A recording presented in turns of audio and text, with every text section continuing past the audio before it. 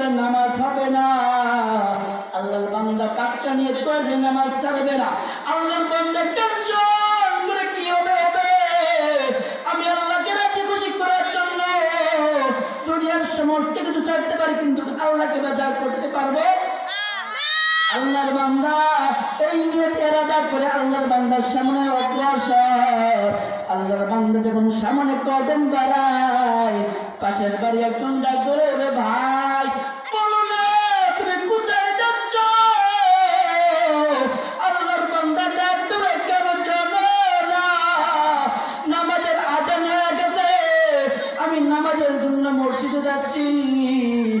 আল্লাহর বান্দা এইবার আল্লাহর বান্দাকে ডাক দাও, ভাই তুমি যে নামাজে যাচ্ছ তুমি কি জানো না তুমি যে পাশের মধ্যে জমির মধ্যে ফসল ফলাইছিলা, তুমি যে গম গাছছিলা কি ধান গাছছিলা, ওই যে পাশের শ্যাওয়ালা মেশিনওয়ালা আজকে আসছে, আর 1 মাস পরে 1 মাসের মধ্যে আসবে না। আজকে যদি তুমি পানি না নাও, আজকে যদি তুমি ওই পিঠের ক্ষেত্রে যদি পানি না দাও, তাহলে 1 মাসের মধ্যে আর পানি নিতে পারবা না, তোমার ফসল হবে না, সমস্ত কিছু নষ্ট হয়ে যাবে। এইবার আল্লাহর বান্দা পড়ে গেল আরেকটা বিপদে। প্রথম বিপদ কি? আল্লাহর বান্দার ঘরে কান্নায়